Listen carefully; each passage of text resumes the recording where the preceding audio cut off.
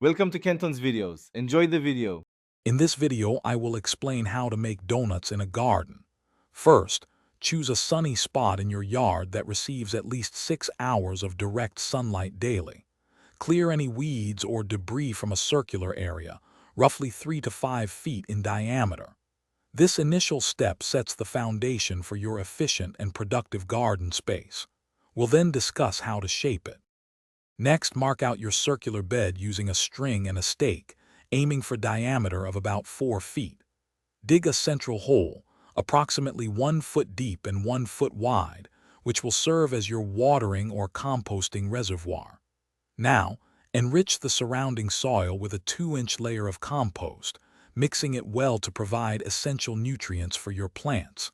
This creates a fertile base. Now it's time to plant. Choose a variety of vegetables or herbs that thrive in close proximity.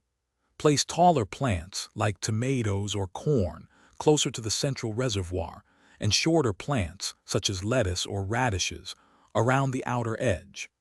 This arrangement ensures all plants receive adequate sunlight and makes watering incredibly efficient, especially when using the central hole. Maintaining your donut garden is straightforward. Water your plants consistently, especially during dry spells, utilizing the central reservoir to deliver moisture directly to the roots. Keep an eye on your compost level, adding new organic material as it breaks down. Remember to check the description for a link to the Owala water bottle and other great deals. Harvest your delicious produce regularly to encourage further growth and enjoy the fruits of your labor. This method offers a bountiful yield.